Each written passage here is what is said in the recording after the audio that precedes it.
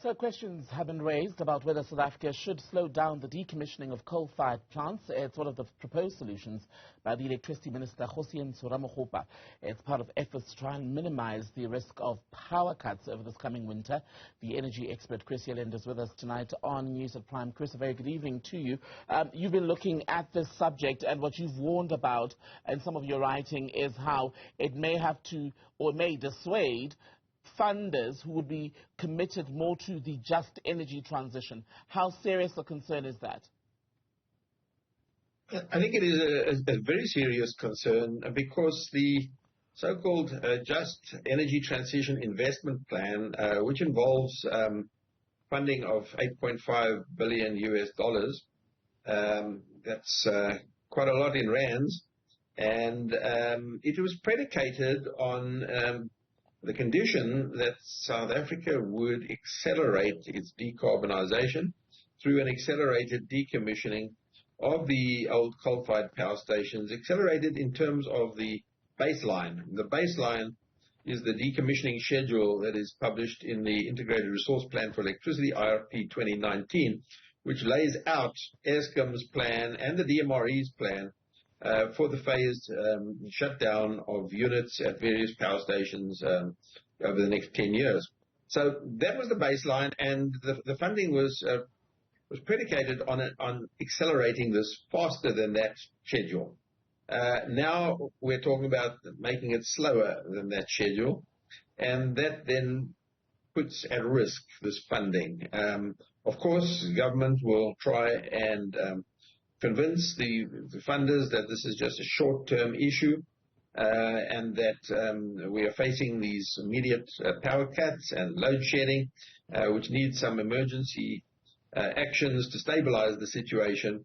And so they will try and convince the funders that that this is not a long-term change in strategy, but just a tactical short-term change. Right.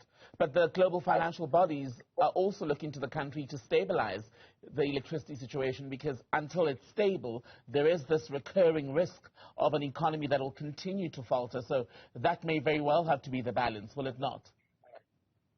It will, and you know, the investor sentiment towards a country that is having power outages for 8 hours a day, you know, this is not the kind of destination that you want to build a cement factory or a mine or sink a new shaft.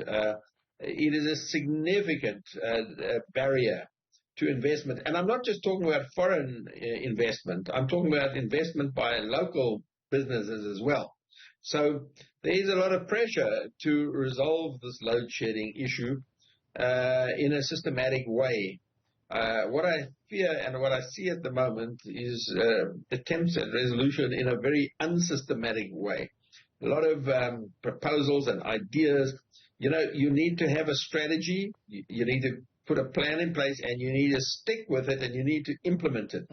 Chopping and changing, making policy decisions on the hoof, you might say, is just not what investors find confidence building.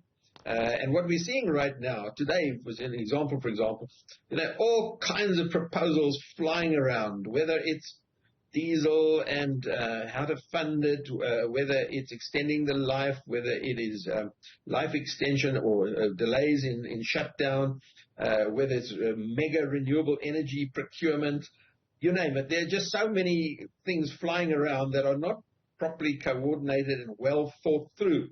And this is not what we need. We need a very carefully thought through, consistent plan that we're going to stick with and work on and implement. Two things. Is the long and short of it at the moment that if South Africa wants to have some degree of energy stability, electricity stability, that the decommissioning of the coal-fired plants does indeed have to be slowed down, A, and B, if that happens, what is the most optimal and safest way to do that? Yeah, so in looking at this delaying of decommissioning or just delaying shutting down generation units, there are two approaches that I see. And the one approach is to just continue operating them. Now we know they're old. We know that they're reaching end of life, and some of them have already reached end of life. But to just continue operating without any deep level expenditure, capex, and investment, but just run them until they drop. That's the one approach. The other approach is a more longer-term approach, which would look to investing significantly in upgrading and refurbishing old plant, old piping, old boilers, old generators, and spending significant money, not only getting the plant up to scratch, but also making sure it's environmentally compliant by installing flue gas desulfurization plant. Now, this is a really expensive business, and to extend that plant by another 10 years would be a major effort, a really major effort requiring significant money. And there are deep questions as whether it is really worth it. Are we trying to extend the life by another 10 years? Or are we just going to try and get through an immediate short-term crisis by running them till they drop? Those are the two approaches, and I think there's some deep thinking got to take place about this. I think the second option of significant investment is very unlikely because they are old plant, they are at the end of their life. Eskom doesn't have the money or the resources to do it. And not only that, it'll mean you have to shut down this plant for an extended period in order to upgrade them and refurbish them and get them up to scratch. And we just don't have the space to do that at the moment. Last thing to say is these old units are relatively small compared to the big Eskom power station. Perhaps it would be better, I think, to focus one's efforts on the bigger, newer, better performing plant, or even some of the badly performing newer plants, but at least put one's efforts into the big plant and increase their availability by a significant effort, rather than wasting time on these smaller plants, which actually in the end don't bear a lot of fruit for a long time. So if we, as you were saying earlier, run them until they drop, would we have enough backup, I wonder, to be able to fill the gap then, so that people aren't sitting in 6, 8 or even 10 hours with no electricity? No, I don't think they are big enough to make that big a difference. If you can just keep on running them, even if they're performing poorly, and run them until it's just not worth running them anymore, that is the one approach. But I personally believe that we should have, but we are where we are, and we can't argue where we are. We're in a bad space. We should have been planning a lot better. We should not be in a position where we have no other alternative. And that's really where we are now. We're doing something, it's the wrong thing, but it's the only option that we have at our disposal at the moment.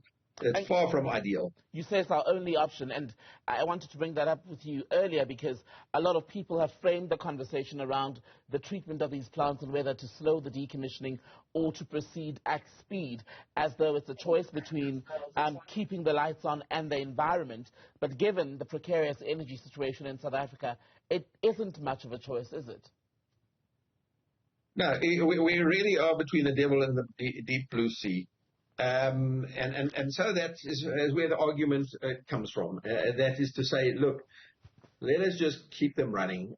We know that they're performing poorly. We know that they're end of their life. They're not environmentally compliant. They operate, outside of the law in terms of their environmental performance. They actually cause deaths.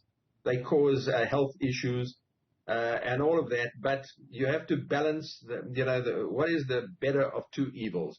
And I think when it comes down to do we want electricity or don't we, people will probably choose to have electricity. But I think you've got to understand this running to the drop till it drops is a very short-term option. It's hopefully just to see us through the next 2 years maybe while we get our act together. And I hope to hell we can get our act together. Chris Yelland, I think we all collectively hope we can hope to hell, as you said, to get our act together. Thank you so much.